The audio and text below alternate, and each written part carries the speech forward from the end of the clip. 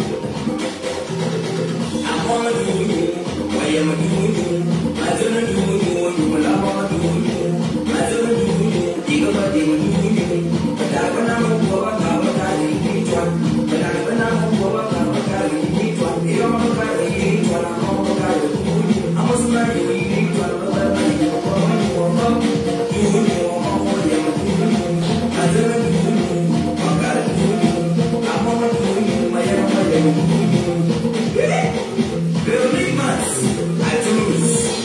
Allons secouer au 7e bar, au temple de la culture, avec papa Kim Kondo. When you know what's going on, you want to do it, when you want to do it, what's up, whatever.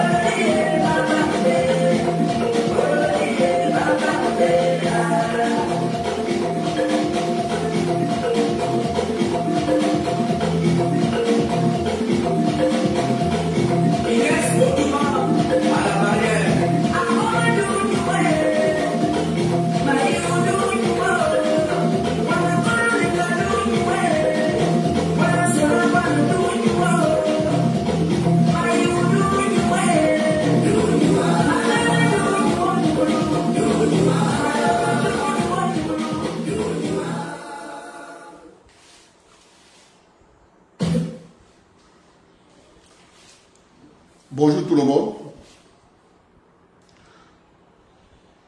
Il y a un événement qui se prépare à Kribi. Voilà le flyer. Cet événement est organisé par les Camerounais qui font dans le showbiz au Canada.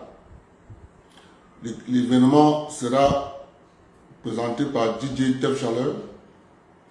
Ça sera sur les berges de la plage, ça sera sur les berges de Kribi là. Je pense. C'est Kribi. Non, il est déjà rentré. Ça sera à Kribi du 16 au 17 décembre 2023. Il faut que les gens commencent à s'enregistrer. Ils sont en négociation avec le plus grand DJ de la planète, David Guetta. Donc je ne sais pas si les négociations vont aboutir. D'après les organisateurs, ils sont en négociation. Donc, dernière nouvelle, ils ont envoyé quelqu'un rencontrer. Donc, ils n'ont pas encore la confirmation. Mais l'événement, ça sera à Kribi du 16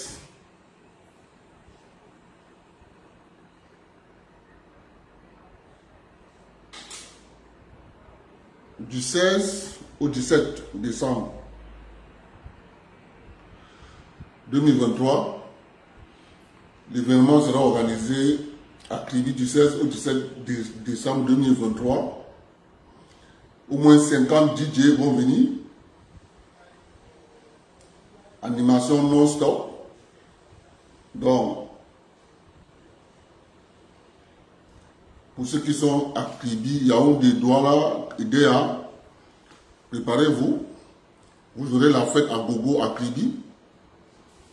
Donc, préparez-vous. Ça va faire. Il y aura du feu à Kribi avec cette organisation. Soutenu par le ministre, soutenu par l'ambassade du Cameroun au Canada. Soutenu par la mairie de la ville de Kribi. Toutes les autorisations sont déjà prises. Les invitations sont en train d'être envoyées. Donc retenez la date, c'est du 16 au 17 décembre 2023. sur présentation de DJ Top Chaleur à Kribi.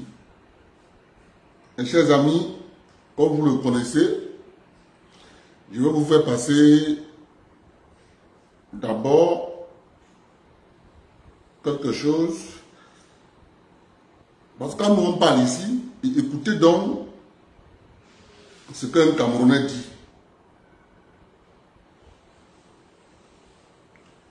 Écoutons tous ce Camerounais. On a parlé de grandes réalisations. Bon sur le bruit, réalisation pas toujours achevée. Le barrage de Neuvelet, il y a grande réalisation, pas toujours achevé.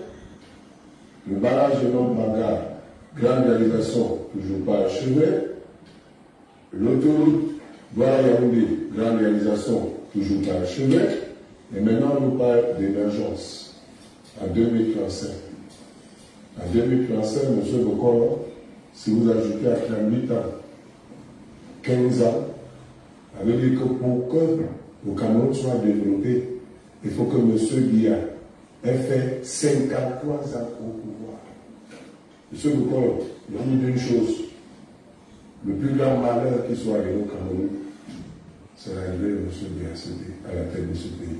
Vous pensez la même chose? En 40 ans de pouvoir, nous, on a essayé de mener quelques recherches. Qu'est-ce qu'on a pu réaliser pour le compte des Camerounais en 40 ans? Plus de 6 mois d'études. On a compris que ce monsieur a réussi à un seul projet en 40 ans. C'est son mariage avec Chantal.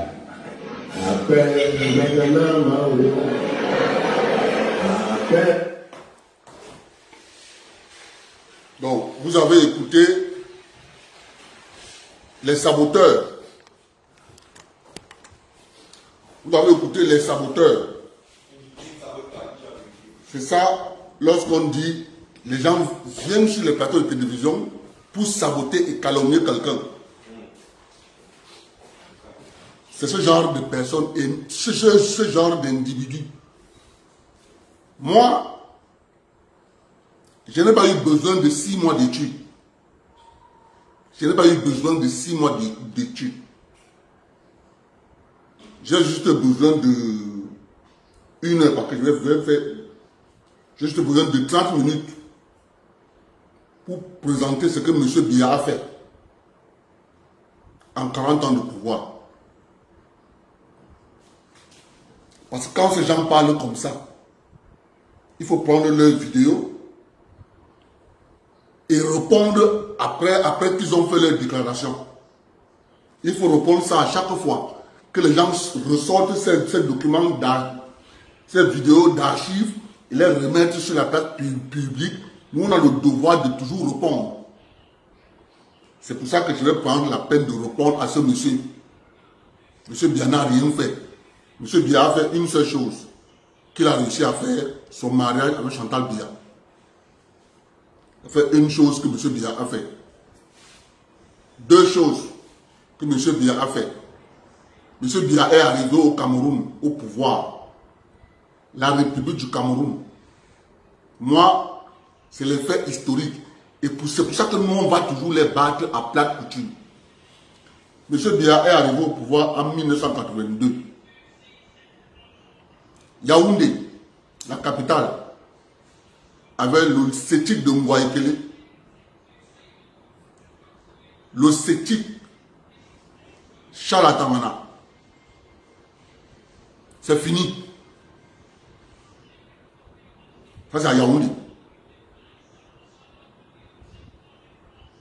En termes de collège d'enseignement technique à Yaoundé, je reprends. Il y avait le CETIC de Mwaikele, le CETIC Chalatamana. 2. Dieu seul sait, dans la capitale Yaoundé, il y a minimum 4 lycées techniques Tu parles de Yaoundé. Car M. Biya n'a jamais rien fait. N'a jamais rien fait. M. Biya arrive au pouvoir en 1982 à Douala. Il y a le lycée technique de Douala-Koumassi. Le lycée polyvalent de Bonabéli. 2.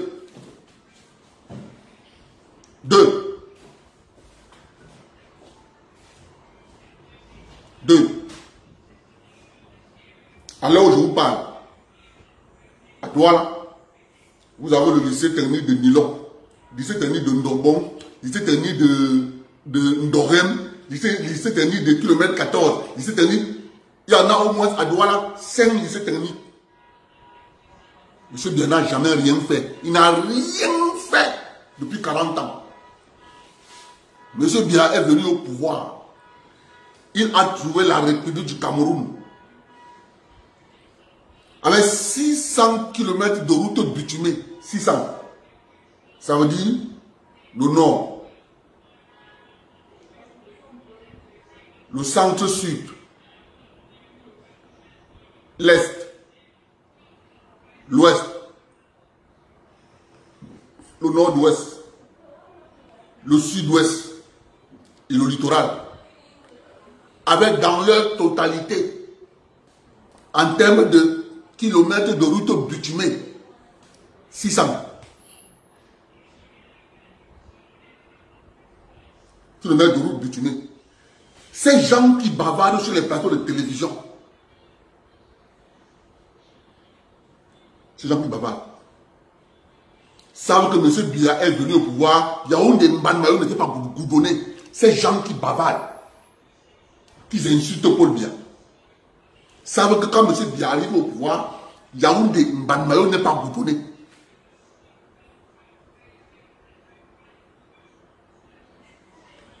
À l'heure où je vous parle, le Cameroun est en termes de route bitumée 18 000 kilomètres de route bitumée au Cameroun. M. Biya est président.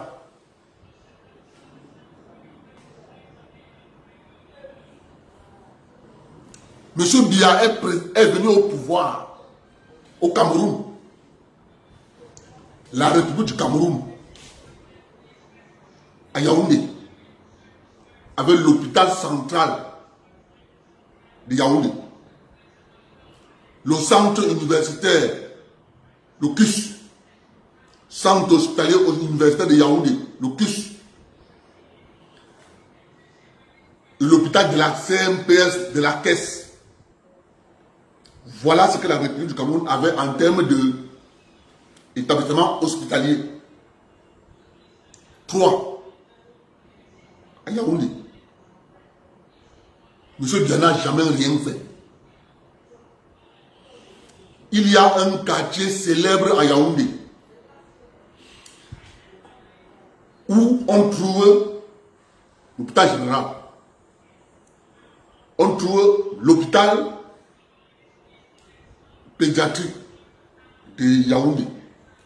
On trouve le centre Crasser, là où on fait les inséminations artificielles aux femmes qui n'arrivent pas à concevoir naturellement.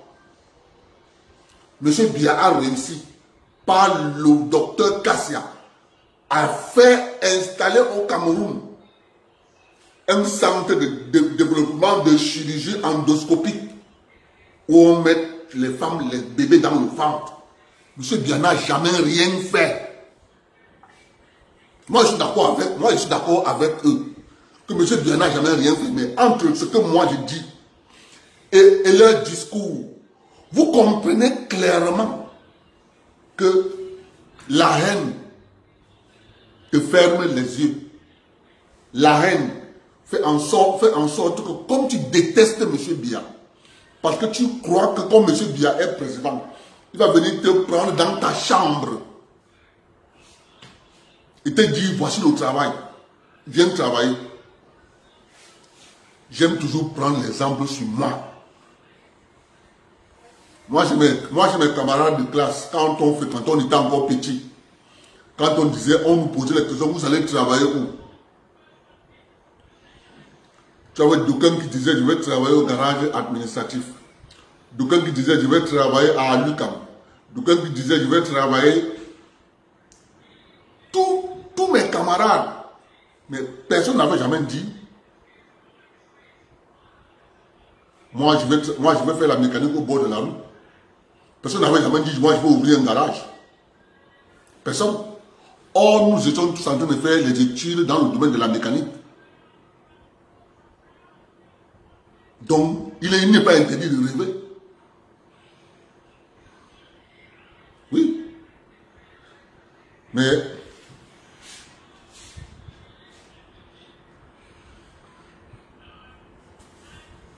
je vais vous raconter une petite histoire.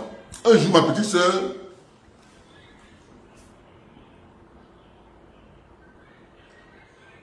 mes frères et mes petites soeurs n'ont jamais vu en tenue de mécanicien. Ma petite soeur vient me voir en tenue de mécanicien. Elle s'exclame. Eh, grand frère, c'est aujourd'hui que je te vois avec la tenue de mécanicien. Parce que tu es toujours le mécanicien, le genre de personne qu'on voit, on dit qu'il fait la mécanique, mais tu es toujours propre. On touche même ta paume de main, c'est toujours comme pour un enfant. Tu fais ta mécanique où? Avec les autres mécaniciens que moi je vois partout, là, quand tu le salues, la main est dure comme un... Il devait prendre ma petite soeur. Oui, je suis mécanicien. Mais sauf que je connais m'entretenir. Si je ne te dis pas que je suis mécanicien, tu ne peux pas accepter. Tu ne peux pas accepter. La première fois, peut-être après que j'exerce la mécanique depuis plus de 14 ans. C'est pour vous dire quoi? C'est pour vous dire que vous avez une catégorie de personnes au Cameroun qui pensent que s'ils ne travaillent pas dans l'administration, ce que le président n'a rien fait. Ils croient vraiment que s'ils ne travaillent pas dans l'administration, le président n'a rien fait. Je continue. Le président Biya n'a rien fait. Vous comprenez? Les gens qui connaissent Yaoundé, il faut rappeler ça à ces sorciers. En 1982, la longueur de la capitale Yaoundé, ça quittait de l'aéroport de Mvan, ça s'arrêtait au Kamsik Chinga, ce qu'on appelle aujourd'hui Carrefour Chinga, la route qui va là vers le palais des congrès. C'est là-bas où la ville s'arrêtait. Après, là-bas, c'était la place de la prière des musulmans. C'était la brousse. C'est là-bas où les musulmans faisaient leur prière. Je dis bien, c'était la brousse. Vous comprenez? La largeur de la ville de Yaoundé, ça quittait la poste centrale. Ça partait, parce que la poste centrale, c'est le centre. Ça quittait de la poste centrale. Ça se limitait à la cité verte. Ça partait de la poste centrale, ça se limitait au cimetière de l'Omnisport. La route remontait là-bas pour sortir à Essos, vers le lycée bilingue. Monsieur Biya a trouvé au Cameroun, à Yaoundé, 2 lycées. Le lycée bilingue d'Essos, le lycée général Leclerc. Il n'a jamais rien fait. Je pars à Douala. C'est facile de venir dire.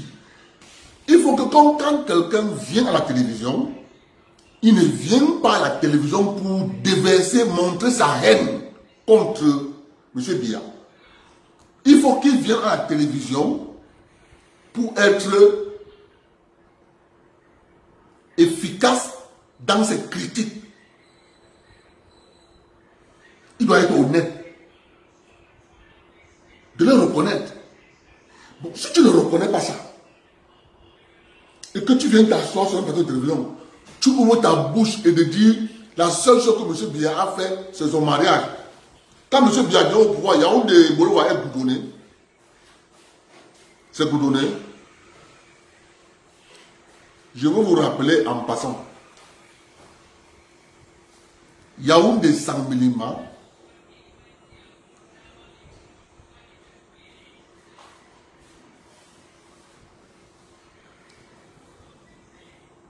a le plus mauvais goudron. L'asphalte de la route Yaoundé Sangmilima.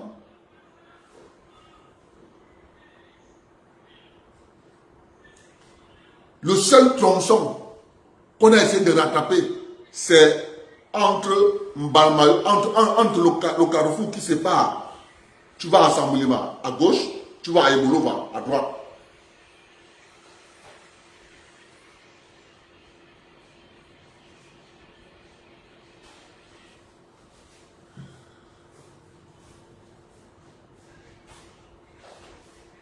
À Douala, M. Biya a trouvé l'hôpital La Kenchini.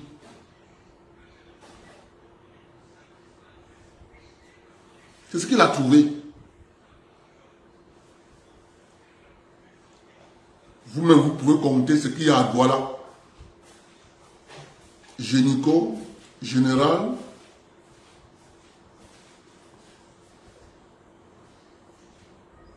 Vous avez cité des palmiers. Vous avez la cité ici. S'asseoir sur un plateau de télévision et dit que M. Biya n'a rien fait. Ça prouve combien de fois ils sont malhonnêtes. Yaoundé Chibachi, Yaoundé Chibachi, Yaoundé Chibachi, Yoko, Lena, Ngaoundere. On a livré récemment. C'est sous le magistère du président Biya. Dire que le président camerounais pouvait mieux faire, on va vous comprendre. On va dire, voilà des gens intelligents. On va vous comprendre. Moi, je peux dire, en 40 ans, il pouvait faire mieux. Mais sauf que lorsque je regarde l'ensemble du système qu'on a conçu, qu'on a appelé les républiques africaines, un système où à chaque étage, vous avez une inféodation qui est installée. Des Camerounais qui travaillent contre leurs propres intérêts. Des Camerounais qui travaillent contre leurs propres intérêts. Vous avez un parfait exemple, la Cantel. C'est un parfait exemple, la Cantel. On détruit la société de l'intérieur parce que les gens veulent s'accaparer l'entreprise. Quand on la détruit, vous avez des analphabètes qui vont venir s'asseoir sur les plateaux de télévision, ils disent c'est M. Biya. J'ai toujours dit ici qu'un pays, ce sont les textes. Et M. Biya a une particularité. C'est qu'il respecte les textes. Il ne joue le rôle que d'arbitre.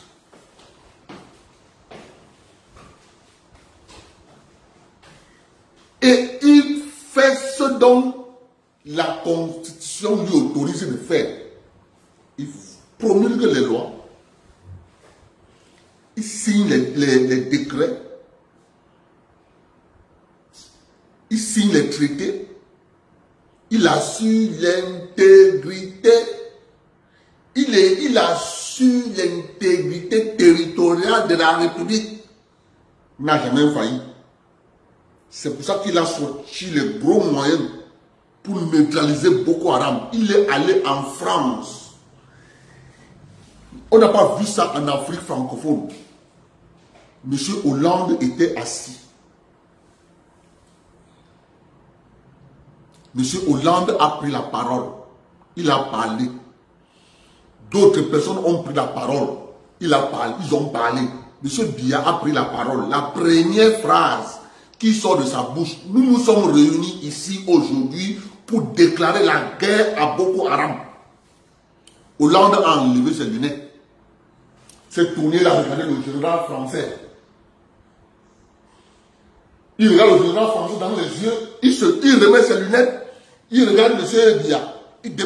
Le regard de Hollande à son général, le type qui déclare la guerre, il compte sur quoi? C'était ça, le plan de Boko Haram. M. Biya, c'est le seul président qui déclare la guerre à un ennemi dans le territoire de celui qui a conçu l'ennemi.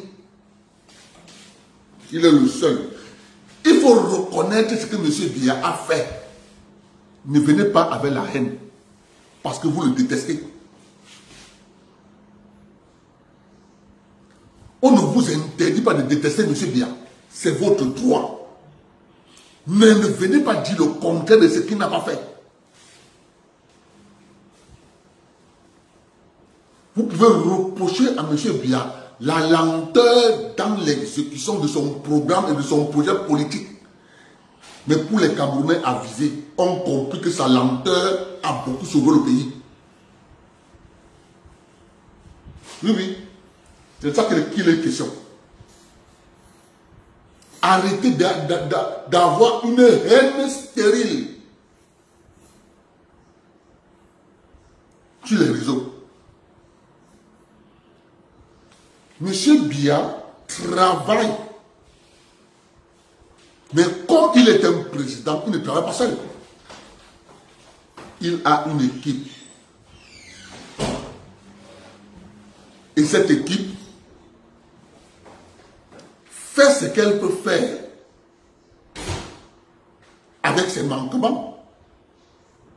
Mais vous ne pouvez pas vous asseoir sur les plateaux de télévision et vous déclarer que M. Biya n'a rien fait. Vous voulez qu'on vous applaudisse? On ne peut pas vous applaudir.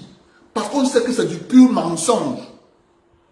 M. Biya est venu au pouvoir.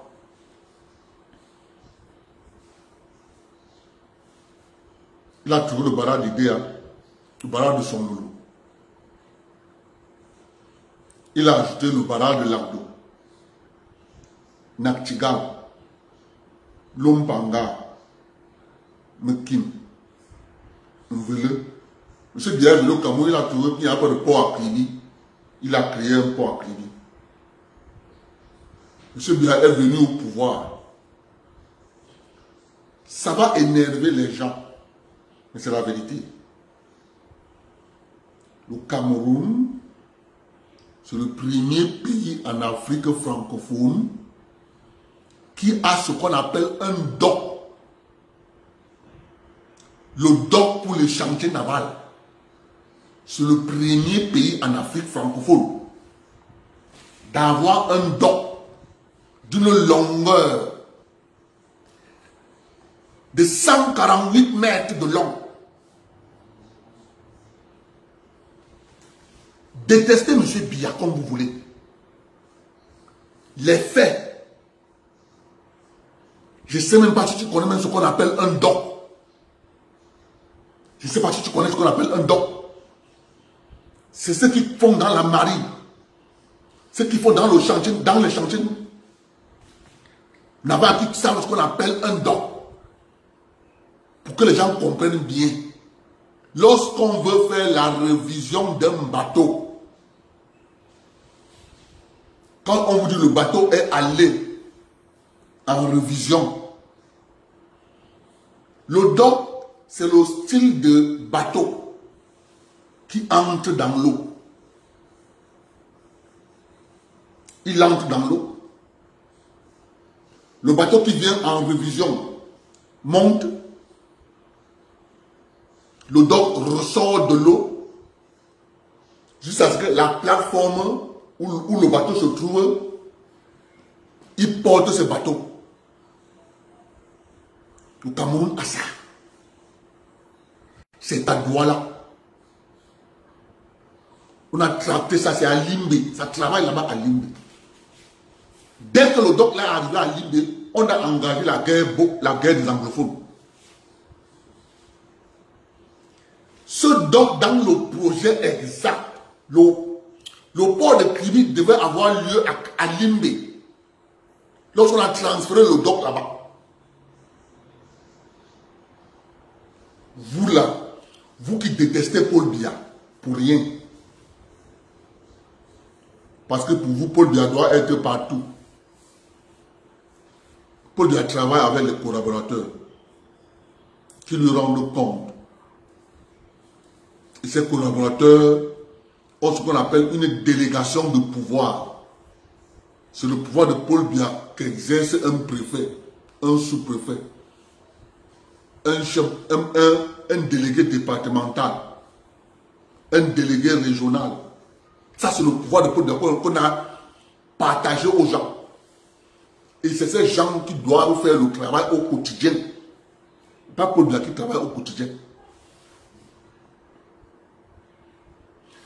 C'est ce doc que vous voyez là-bas à Kribi, à Limbe,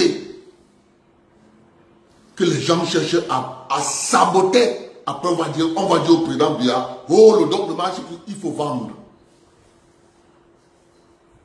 Oui, mes chers amis, 140 mètres de long pour détruire le chantier naval. Qu'est-ce qu'on a fait? Le Cameroun était devenu la plaque tournante des révisions des plateformes pétrolières des entreprises américaines du Nigeria au Cameroun. Pour détruire le chantier naval du Cameroun, les mêmes personnes ont arrêté celui qui était ingénieur naval, Fortune Dam, les mêmes personnes l'ont arrêté, l'ont mis en prison. On a suivi les câbles diplomatiques. Au père à son âge, le ministre Amadou Ali disait à Fortune Dam, donne pour nous. Oui. D'où l'embastement de Fortune Dam. Il sera libre un jour. Il sera libéré. Parce que Paul Biya, il y a des gens qui sont en prison pour être protégés.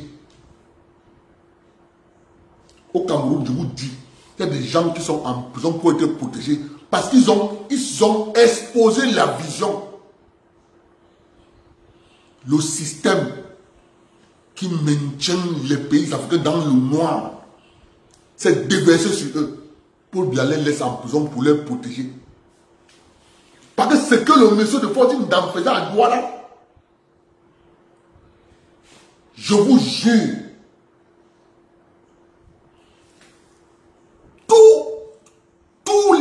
chaque 3 mois, une plateforme pétrolière venait. Chaque 3 mois, une plateforme pétrolière venait au Cameroun. Tous les 3 mois. Toutes les plateformes pétrolières de l'Angola, du Nigeria, la révision, c'était au Cameroun. On a compris que Fortune Dam est dangereux. C'est la même chose qui est arrivée à M. Moto, directeur général de la Sonara. Vous connaissez ce que ça fait? Lorsque la mafia internationale se rend compte de leurs intérêts qui sont en jeu, mon cher ami, ne les y pas sur les moyens. Il y a des gens au Cameroun qui sont en prison pour leur protection. On a vu avec Fortune Dam. Dès qu'on l'a enlevé au chantier naval, on a commencé à envoyer les fonctionnaires là-bas. Un fonctionnaire, c'est quoi? Un fonctionnaire, c'est un consommateur. Il n'a pas de vision. La seule chose qui lui intéresse, c'est gérer le budget. C'est tout ce qu'un fonctionnaire connaît.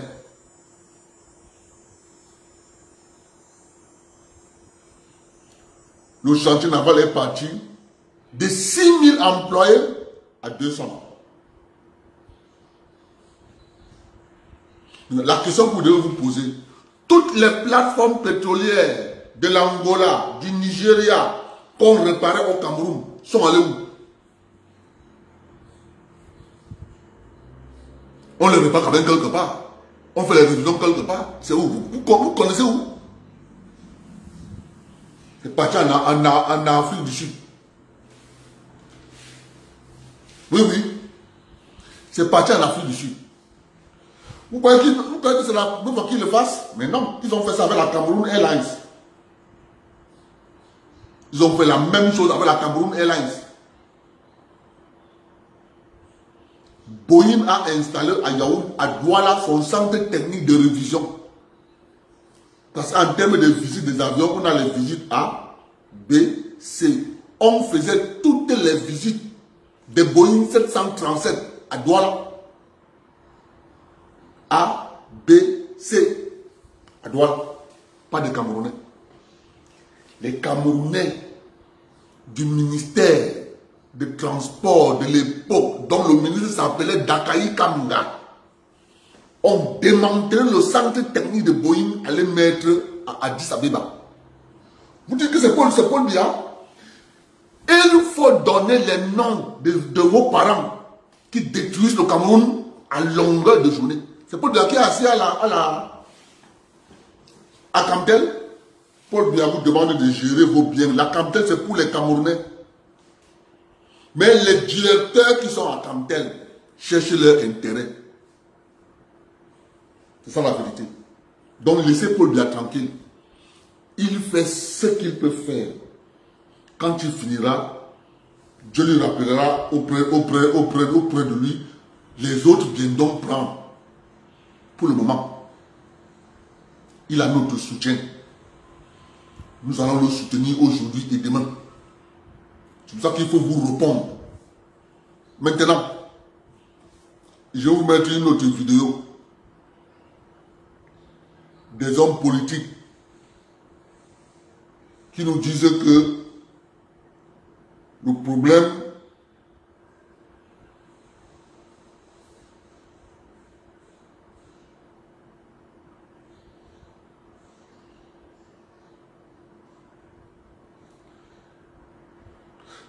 regardez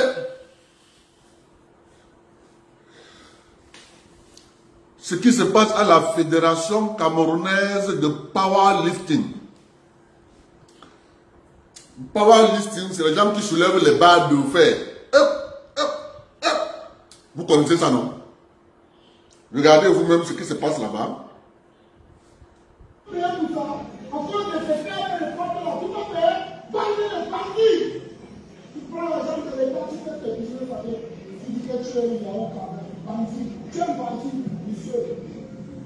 C'est quoi ça? Le pouvoir ne compétit pas ici. Vous avez fait la liste de le pouvoir ici. Regardez ça.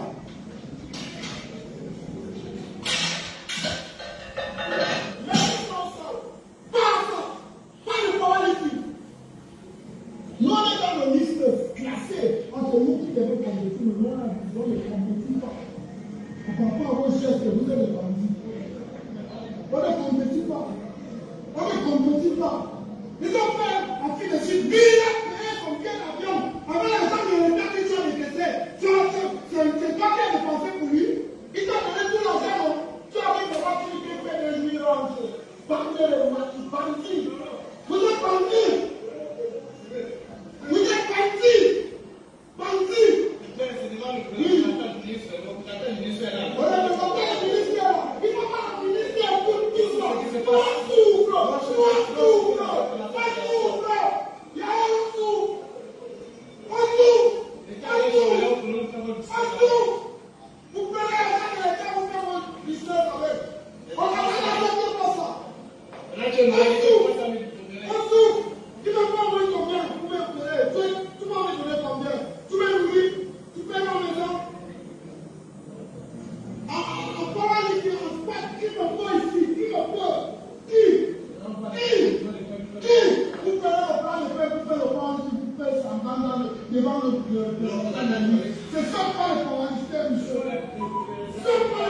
Appelez les coalisateurs, on va squatter.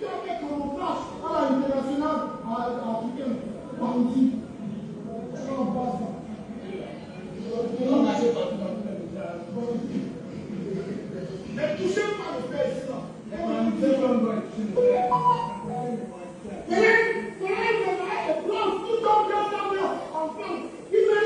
Au championnat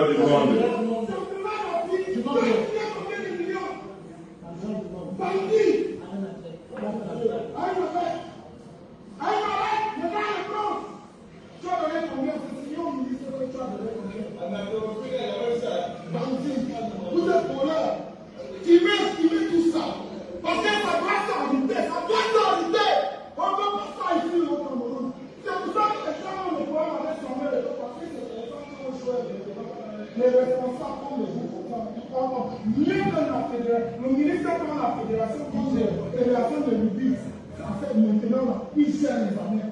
Nous, on sera en l'aise. Bandit comme ça. Tu es un bandit. Enlevez-moi ça. Celui qui touche le père, moi, je suis prêt à mourir, moi. Parce que ceux qui arrivent, les mouvements coalités qui vont bénéficier dans le chef, nous, on a porté, on a rien vu. On a rien vu avec les bandits comme ça. On a rien vu. On a ce tu pars où? Tu pars où? Oui, c'est toi que je parle. C'est avec toi que vous mangez la journée. C'est avec toi, monsieur. C'est avec toi, les filles sont menties. Les filles portées sont menties. Les filles portées sont menties. Oui. Vous avez fait une liste de qualité. Aucun qualité ne passe. Aucun qualité n'a fait de compétition là. Vous avez pas une liste de qualité. Vous avez fait une liste de qualité. Aucun qualité n'a fait de passer. Oui, c'est ça. Au moins, il y a trois états. En fait, ceux qu'on voulait avec cette bandit, c'est pour ça qu'il dit pas marcher. L'ami, il a bandit, c'est un bandit. Oui. Oui, pour le secteur. Et je te respecte toujours. Arrêtez-moi ça. Arrêtez-moi. Le politique va changer. Ça va changer.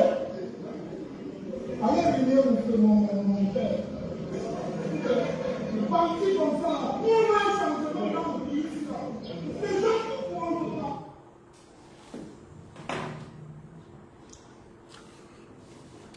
Voilà donc la fédération du powerlifting. Mes frères,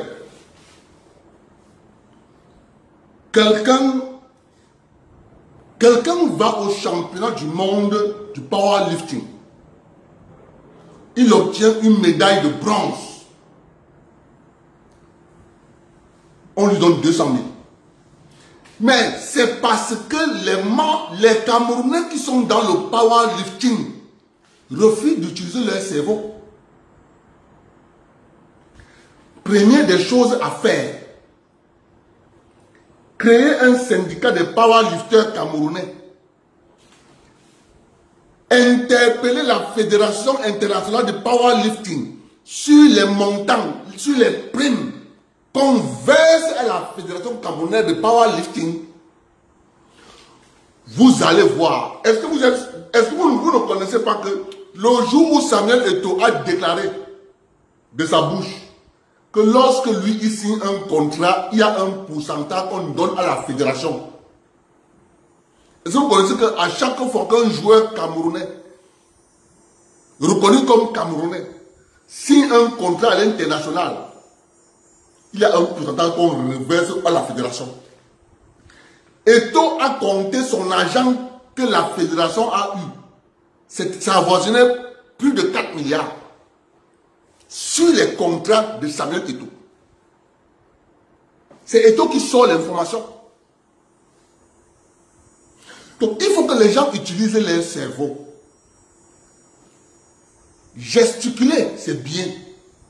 Mais l'information va les désaxer. Dès que l'information est rendue publique, tout le monde connaît ce que lorsque tu pars, lorsque le Cameroun va à la compétition, qu'est-ce que les sportifs ont? Parce que si vous connaissez ce qu'on donne comme prime de participation, vous pouvez maintenant organiser votre revendication. Mais tant que vous ne connaissez pas la prime de participation, on va vous faire exactement ce qu'on a fait à Charlotte, à François Mbango. Exactement. Vous voyez bien que à la Fédération camerounaise de football, depuis que Samuel Eto'o est arrivé, vous voyez bien que les lots indomptables n'ont plus de problème, qui sont bloqués dans telle ville, dans tel pays, parce qu'il faut l'avion. Une année, on les avait bloqués au Mozambique. On les avait bloqués au Mozambique. On a bloqué la Cameroun Airlines au Mozambique parce qu'on a exigé qu'ils payent le carburant au Mozambique cash.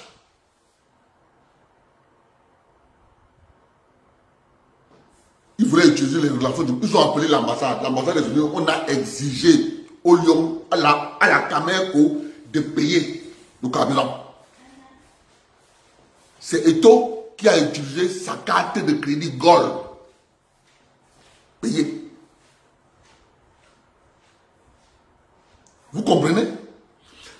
Lorsque je dis souvent aux gens, si tu ne connais pas les textes qui régissent la République du Cameroun, tu seras marmaillé, trompé. Tu pourras même faire quelque chose qui pourra encore te porter préjudice.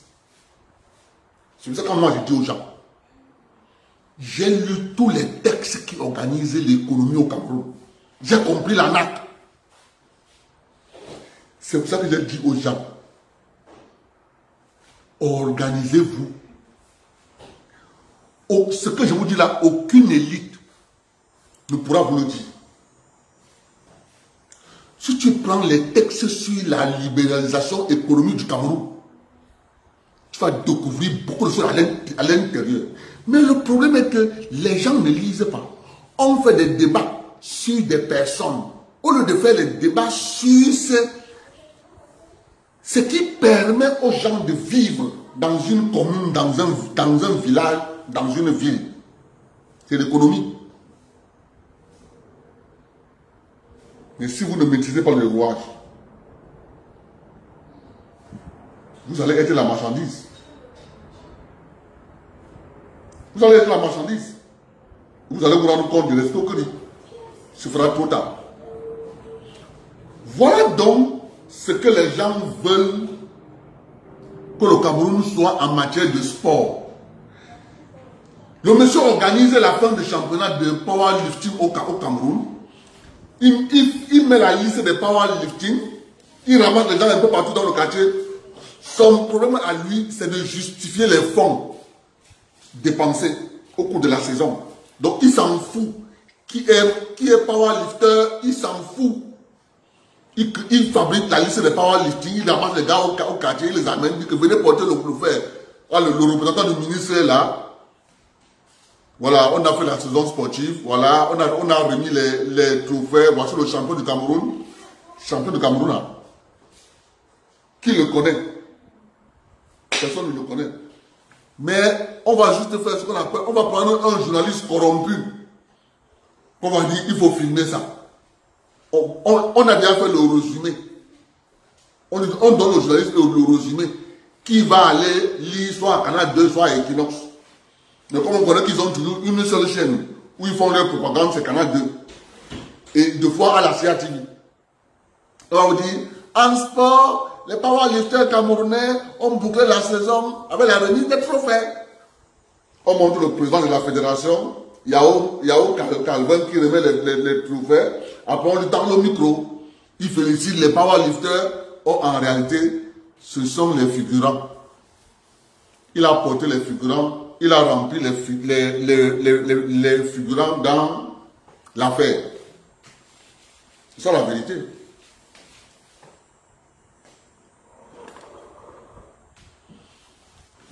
Il a rempli les figurants. Il a rempli les figurants dans l'affaire. Non. Chance Lyon ne peut pas parler de ça. Non. Ce qui est important pour Chance Lyon, c'est de parler des taux. Parce que Chance Lyon fait partie des gens qui émargeaient à la Fédération camerounaise de football. Il faut toujours savoir, lorsque vous voyez quelqu'un s'acharner sur les taux, ne réfléchissez pas. Une partie de ses revenus venait de là-bas. Ça venait de là-bas. Vous connaissez combien de personnes vivaient avec l'argent de la fédération? Des gens qui n'avaient rien à voir avec le football. Vous connaissez? La preuve en est. Le Cameroun, la fédération a une collaboration avec un vendeur de maillots et Jim au Sport. Si tu veux le maillot des Lions, va à Jim au Sport. Tu achètes tranquille. À l'époque, ça n'existait pas. La fédération avait pour devoir de faire à chaque ministre un paquet. Suivette, deux maillots, longue manche, pour te manger. Tel directeur, voilà pour lui. Tel directeur, voilà pour lui. C'était comme ça. Quand tu partais le week-end au parcours à Yaoundé, tu les voyais chacun, suivait Pouma, c'était comme ça. Quand M. Eto arrive, il a dit non, moi j'ai besoin d'argent. Allez à la boutique et dis-moi acheter. Oh! Ils sont pleins là, qui vivaient de l'argent de la fédération. Quand M. Eto arrive, on lui dit donc, tu vas louer les stades. Oui, mes frères. On demande à la Fédération camerounaise de sport de louer les stades de la République du Cameroun, conçus avec l'argent des impôts des Camerounais. On demande à la Fédération de louer les stades. Ok. La Fédération a donc entrepris de construire ces stades de proximité. Et la Fédération va les construire. Il faut que vous compreniez de quoi il est question. L'État de Cameroun s'endette. Que les Camerounais vont payer ces dettes, mais on vient dire à la Fédération camerounaise de football de louer les stades.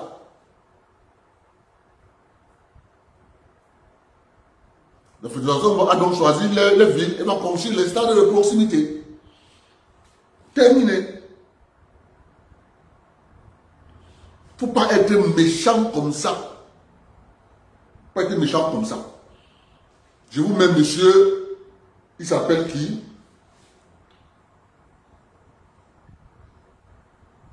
Il s'appelle Monsieur...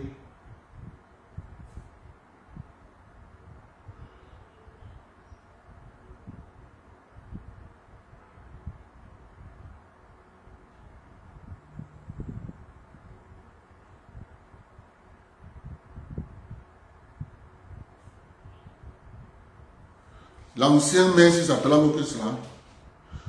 Monsieur Bidon. Monsieur Bidon, journaliste.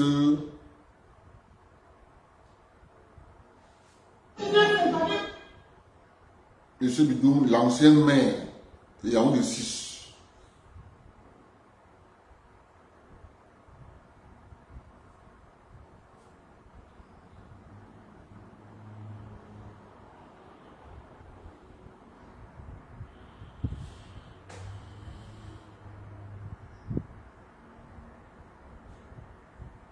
Shares of few green pack.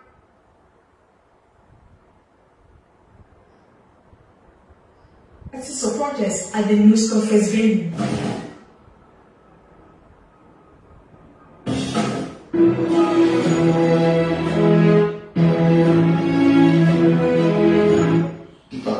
Qui fait en sorte que qu'elle occupe en Afrique, dans l'Afrique centrale, même dans l'Afrique, parce que dites-vous bien que si les enjeux sont d'autant plus économiques, les enjeux du BRIC sont d'autant plus économiques, je vous rappelais fort à propos, il y a un attelage politique et même jeu.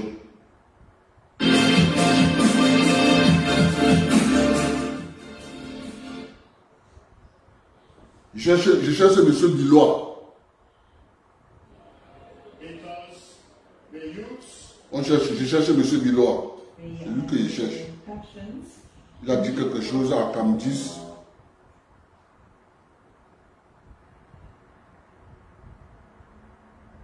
C'est l'heure de l'information. M. Bilois a dit quelque chose à Camdis. Vous voyez tous ces gens qui viennent parler des tout fils sont des responsables dans leurs institutions. M. Bilois, il est vice-recteur, je crois, à Yaoundé 2, quelque chose comme ça. Il dit que Eto a échoué. Que lui pensait qu'Eto pouvait résoudre les problèmes à la fédération, mais il voit qu'Eto empire, il en crée même encore d'autres. Vous voyez, lorsque vous voyez ça, nous nous connaissons. Vous Pourquoi ces gens s'acharnent sur Eto'o? Ils ont peur. Parce que Eto'o est populaire. Ça les inquiète. Du fait que Eto'o soit populaire, et comme Eto'o est populaire, ça les inquiète parce que pour eux, si Eto'o est populaire, ça pourra être un frein à leur plan diabolique.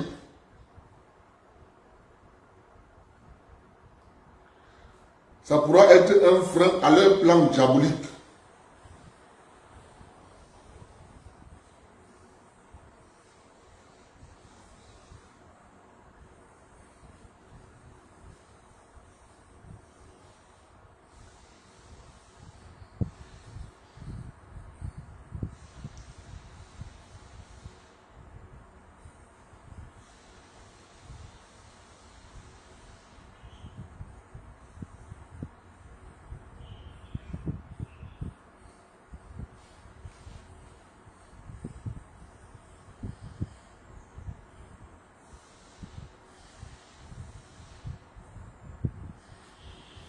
Ça pourra être un frein à leur plan diabolique.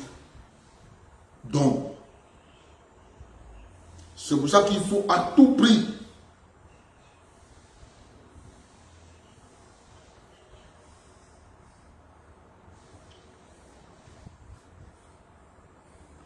c'est qu'il ne faut pas laisser à tout prix ce que Eto'o fait. Je veux trouver la vidéo de M. Bilois.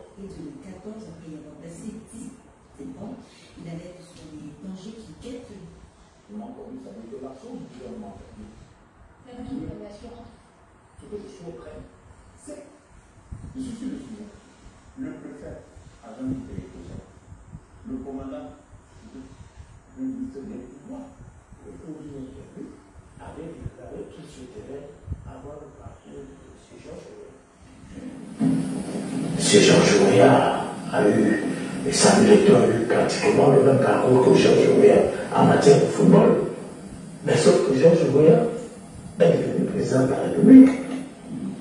Et des actes comme Samuel Eto'o posent au quotidien démontrent à suffisance qu'il est dans une démarche de faire intégrer psychologiquement les Camerounais. Et quand Samuel Eto'o devient président de l'Africafoot, je vous assure, Maël a un cabinet de communication, nous savons, nous journalistes, écouter aux portes et aux fenêtres.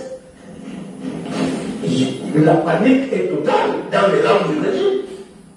Parce que, et tout, si on empêche la candidature d'Eto'o à l'Africafoot, vous savez que le Cameroun aurait fait une catastrophe politique. Donc, les Camerounais, et Samuel Eto'o est en train de poser des actes. Ce qui me gêne un peu avec Samuel Eto'o, c'est qu'il a des réflexes de tout bon, je ne voudrais pas dire analphabète, mais je dis que quand il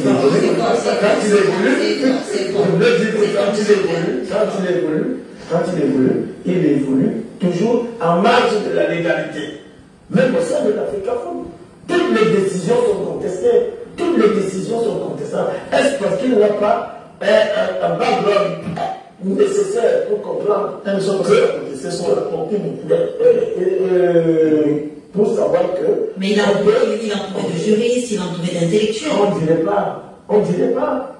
La communication elle-même est suffisamment boiteuse. Moi, je vais préférer.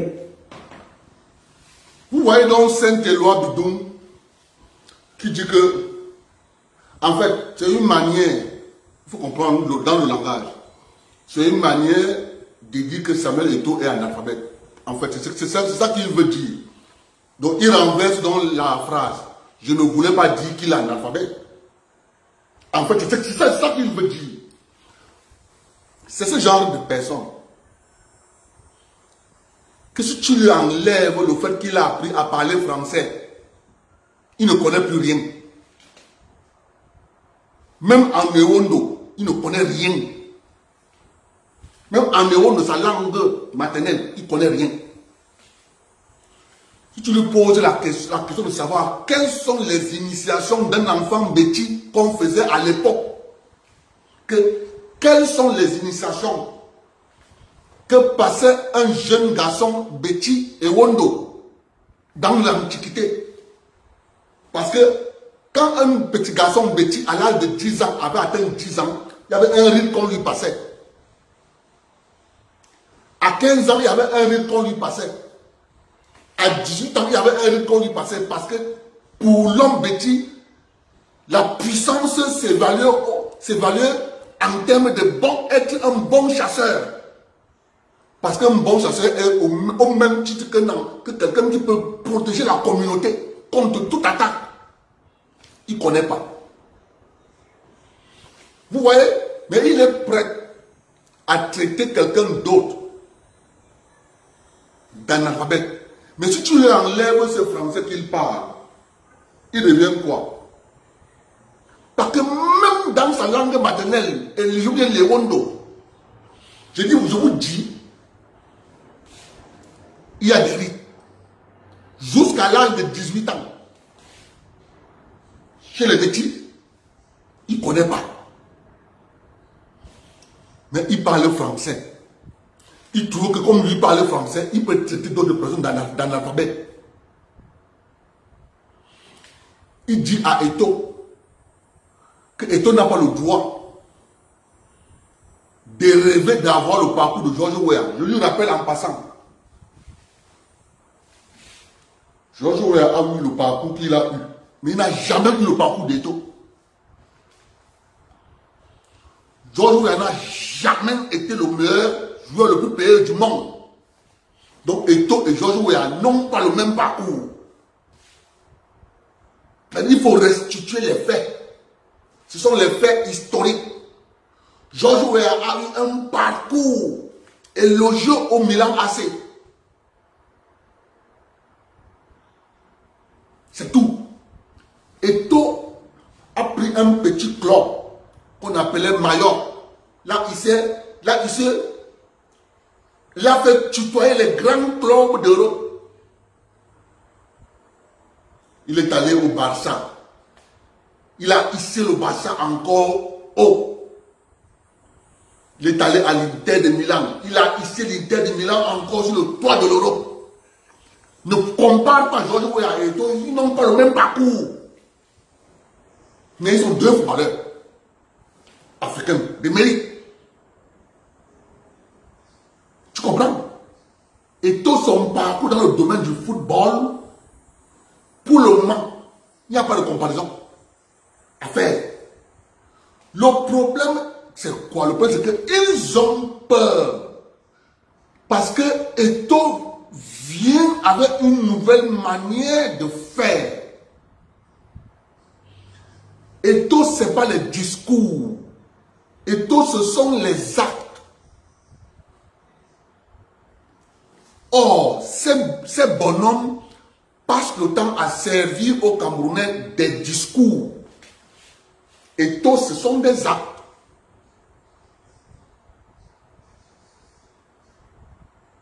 Ce sont les actes. Je viens, je prends l'équipe nationale, je règle ses problèmes. Il a réglé. Au long de ton temps. On n'entend plus parler.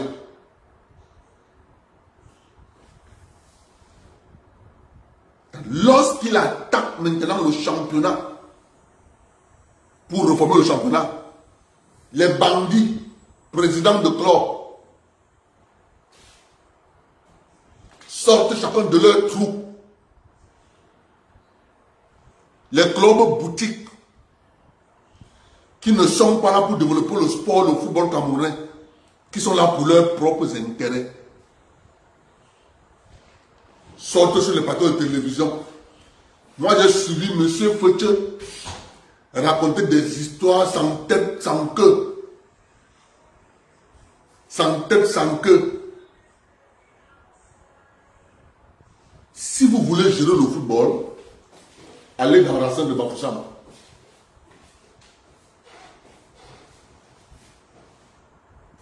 C'est ça qu'il est question.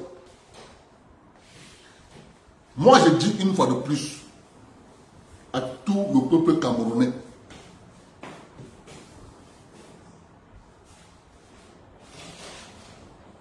être un chef dans nos villages, c'est quelqu'un capable de rassembler, d'avoir une vision, comment protéger sa communauté, comment protéger les intérêts de la communauté. Le sport, c'est une communauté.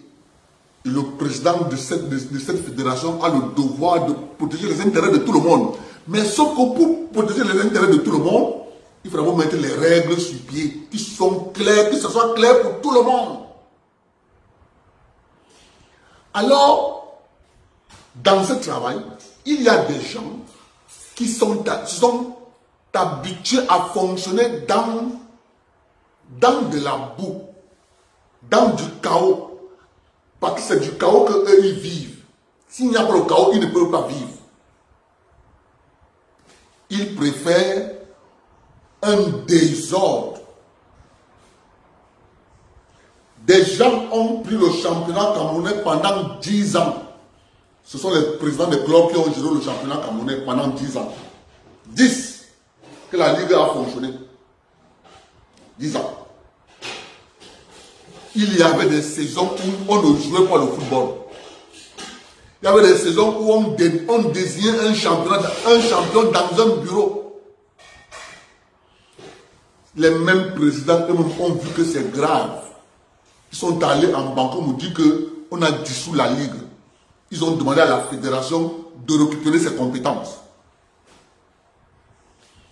Pour empêcher Eto'o de mettre les bases claires.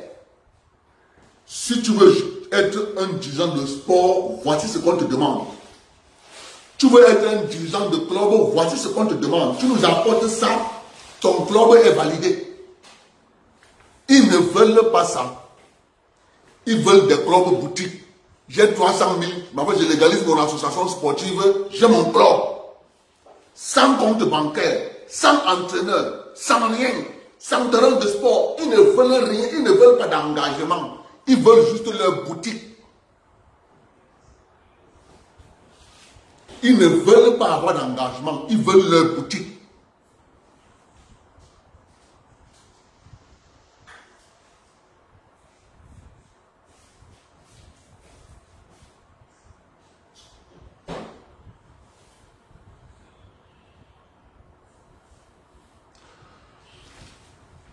Parce que si quelqu'un est normal, il vient combattre et toi la fédération.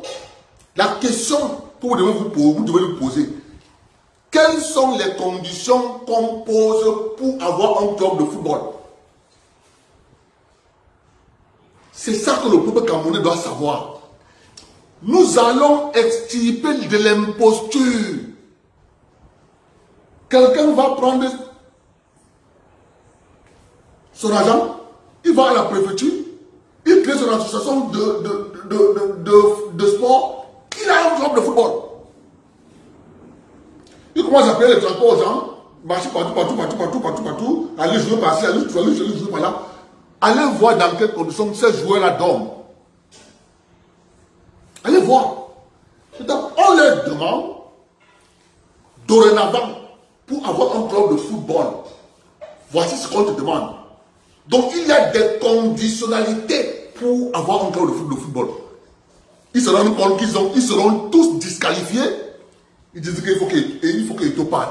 Papa, Eto'o va être là-bas. On va vous chasser. C'est clair. On va vous chasser. Il est inadmissible.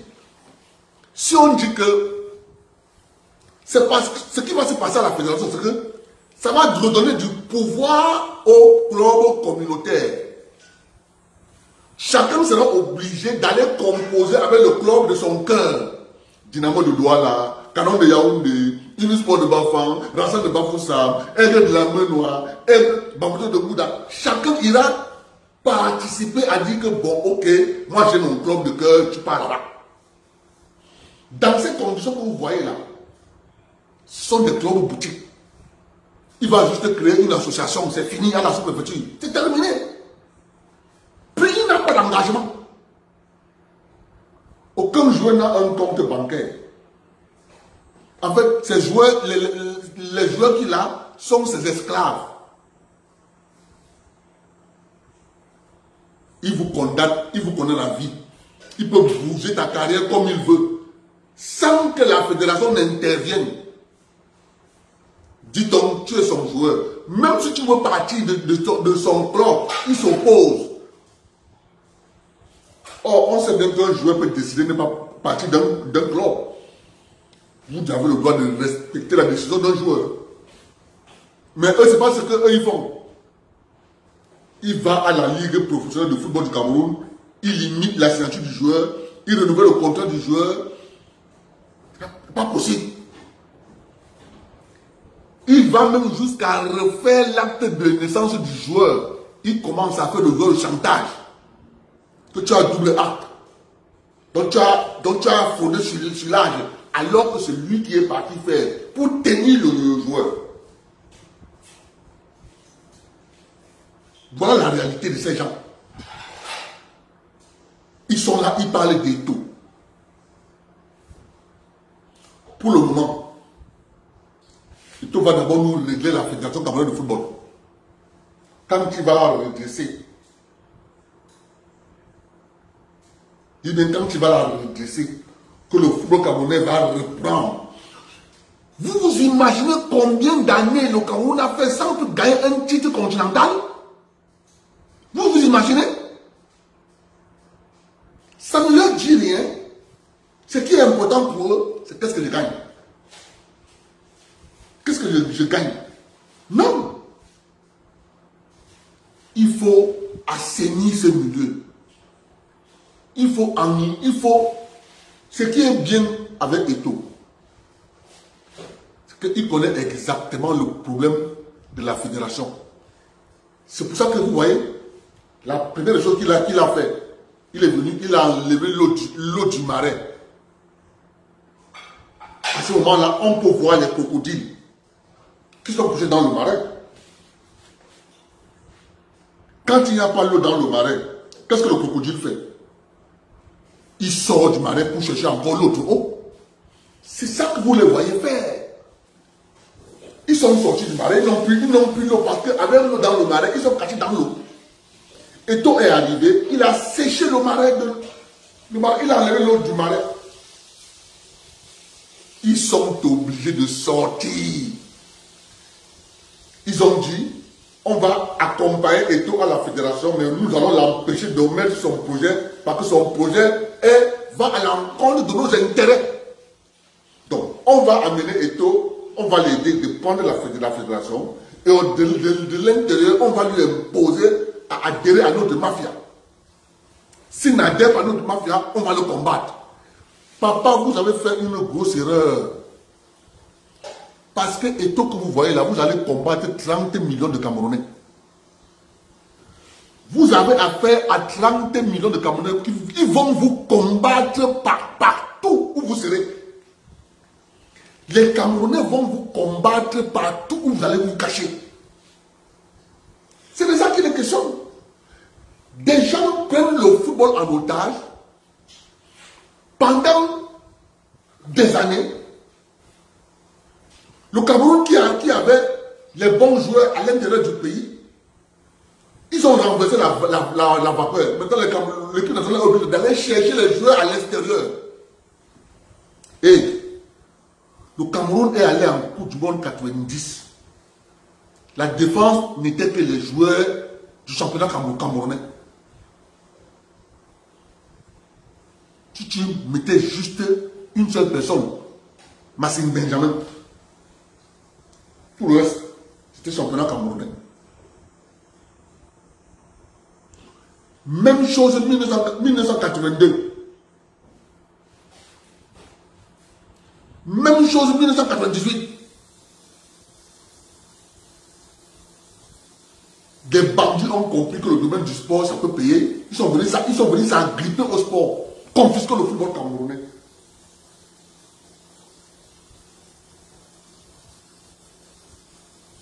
Vous voulez montrer quoi aux gens? Donc vous voulez montrer aux Camerounais que vous êtes plus fort que les Camerounais? Les Camerounais ont abandonné d'aller au stade à cause de ces gens. À cause de ces gens qui ont confisqué le sport camerounais. Non, on ne peut plus vous laisser. On sera avec vous. Bas la terre. Le peuple gagne toujours. Mes chers frères, il s'attache le peuple gagne toujours.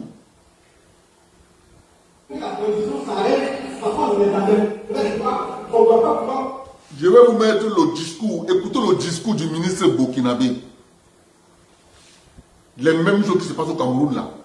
Ce n'est pas partout en Afrique.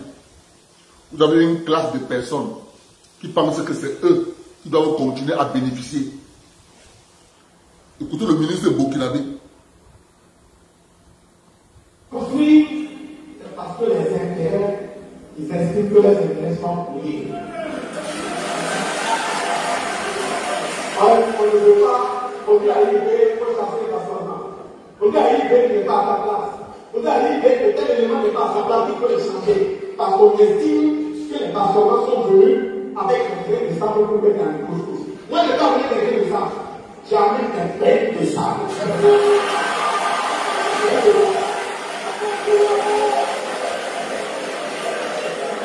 Après, vous reconnaissez la parole. Le plat de moi aussi, vous connaissez, vous écoutez le professeur.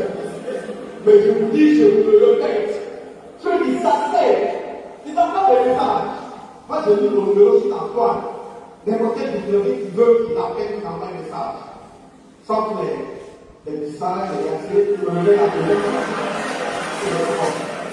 C'est vous dire que ceux qui s'assèrent partout et qui appellent, qui envoient un message. Pour dire non, il faut sécuriser le président. Il faut mettre ceci cela pour le président parce qu'il a un danger. Il n'y a pas de meilleure sécurisation qu'un président de la mobilisation d'un peuple élu. La mobilisation d'un peuple, nous avons dit tout terminer par là au gouverneur, aux ambassadeurs, qui représentent l'Union africaine, qui représentent les États-Unis, qui représentent les autres pays. On est là la vie en face. Ce n'est pas à vous de venir nous dire ce que nous devons faire. Nous sommes mandatés par notre peuple. Et la femme ne sait pas le c'est ça que nous allons prendre. Et l'ambassadeur qui ne veut pas, la porte est ouverte.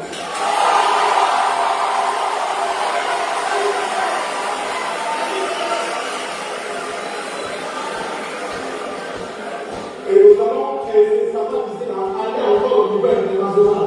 Parce que quand on parle au continent, on prend de toute façon la vie dans notre propre quartier quand on parle. Nous allons porter la voix du président du pays en changement. On va aller dans leur propre terroir, aux États-Unis en Europe. On va de leur dire face à face. On va de leur. Et justement, on dit, bon, si tu parles comme ça, on va t'assassiner. Si tu parles comme ça, l'argent va prendre feu. Si tu parles. Je ne sais pas parce que vous êtes déconnectés des réalités de nos pays. Nous, on n'est pas déconnectés. Je dis qu'on va agir. Même dans le tribunal international, où les institutions veulent créer des éléments. Pourquoi nous amener? Nous n'avons pas de défaire. Vous allez savoir que vous avez des pour répondre. Vous savez que vous avez.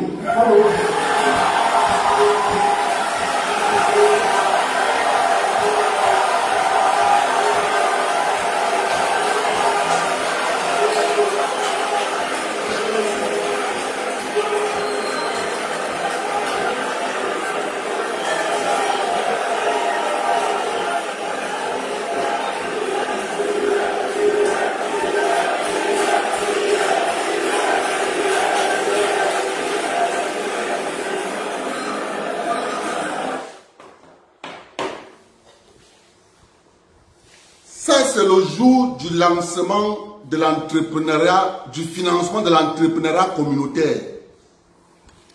Parce que les Burkinabés ont compris que il faut d'abord que les entreprises qui sont au Burkina appartiennent aux Burkinabés. Ils collectent les fonds, l'entreprise a besoin de combien, on donne l'argent. On dit au directeur général, dès que tu manges l'argent là, allez, tu es viré. Ce n'est pas le président qui te vire, ce sont les Burkinabés qui sont actionnaires de la société qui te virent. ça fait en sorte que les dirigeants de la France-Afrique qui étaient cachés dans les entreprises au Burkina sont en train de se rendre compte que l'affaire c'est en train de changer. Ça là, c'est le professeur Bado. Le professeur Bado a dit au président Ibrahim Traoré, si tu veux sauver l'économie de ton pays, fais en sorte que c'est les Burkinabés qui soient actionnaires majoritaires dans les entreprises. Parce que quand tu parles de l'État, tu vas nommer les fonctionnaires là-bas, les fonctionnaires vont venir protéger leurs intérêts, comme ils font à la CEDEAO. On nomme les gens à la CEDEAO, ils vont comploter contre leur propre pays. Il faut faire en sorte que les Burkinabés qui vont aller là-bas défendre leurs intérêts. Si un Burkinabé sait que dans telle entreprise, j'ai mis mon argent, on va choisir parmi ces Burkinabés-là. Si on dit qu'au conseil d'administration, il y a 40 membres. Dans les 40 membres, les Burkinabés qui ont mis l'argent, c'est eux qui sont au conseil d'administration. Ils vont regarder le travail du directeur général. Ils vont les chasser. Dès qu'il fait une erreur, on les chasse. C'est comme ça qu'il a nationalisé. Il a nationalisé toutes les entreprises. Les Burkinabés sont en train de prendre les actions dans les entreprises. Résultat de course, on commence à dire au Burkina, mais vraiment de Dieu, ils prennent l'argent pour acheter les armes. Ah bon? Ils prennent l'argent pour acheter les armes. Le président Traoré a dit, on fait l'or là.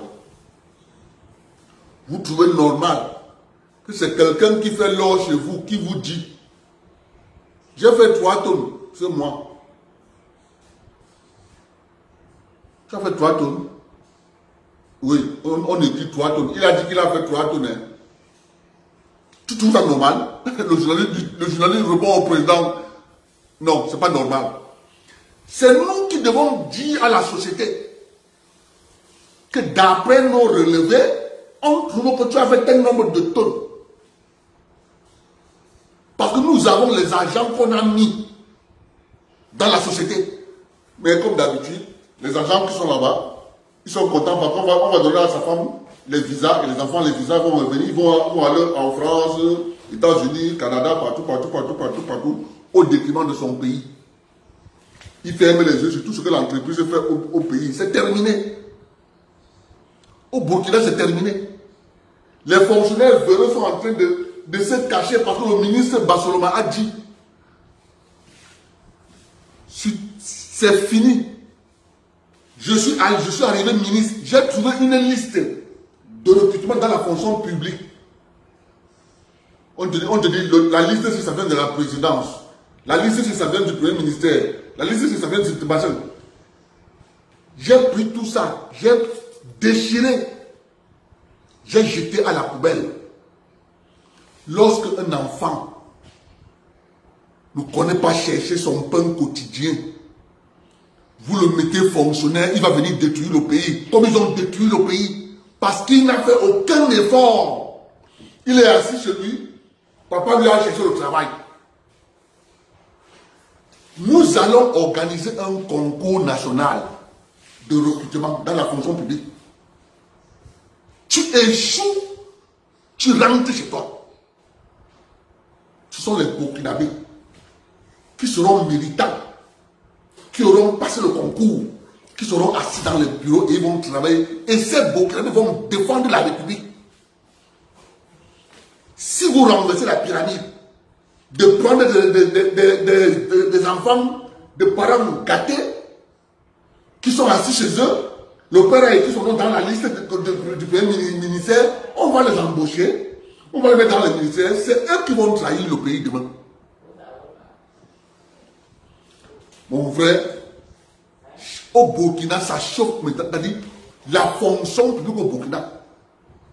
Le président Ibrahim Traoré a d'abord dit, moi je veux les VDP, il y a des fonctionnaires qui ne foutent rien là. Allez faire la formation militaire. Il y a eu des volontaires qui sont partis. Il y a des gens qui ont été habitués à manger l'argent du Burkina Faso sans travailler. Ils ont pris les avions, ils sont partis. On dit voilà, vous voyez donc, ils sont les premiers à trahir la République. Il faut vraiment que les Africains prennent conscience de ce qui est en train de se passer. C'est cette guerre que M. Biya mène au Cameroun, avec les endocolons. Des gens qui pensent que tant que ces intérêts personnels ne sont pas devant, ils ne peuvent pas parler des intérêts de la République. Tout cela vont croiser les Camerounais patriotes en route. Passez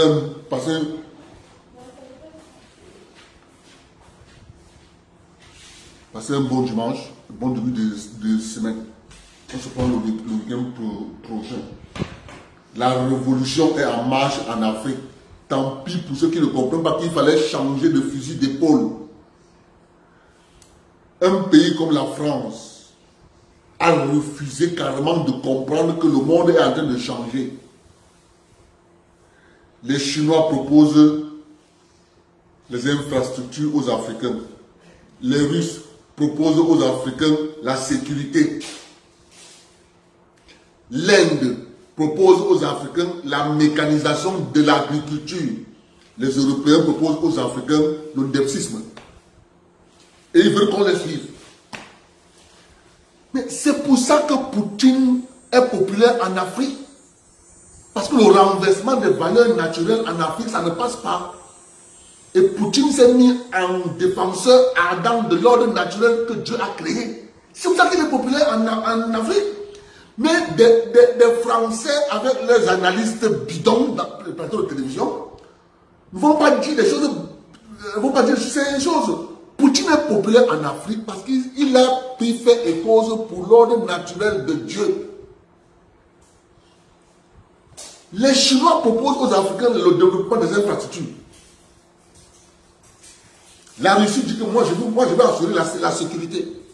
L'Inde dit que bon, moi je veux vous aider pour mécaniser votre agriculture. Les Européens disent aux Africains non. Pour que vous soyez développés, il faut que vous acceptez le ndepsisme. Ils veulent imposer ça aux Africains. Voilà leur erreur fatale. Ils seront chassés partout en Afrique. Ils seront chassés. Parce qu'ils ont mis leur programme devant tout le peuple africain. Ils ont voulu essayer ça au Cameroun. Les Camerounais ont dit à l'ambassadeur, pardon, reste là-bas avec ça.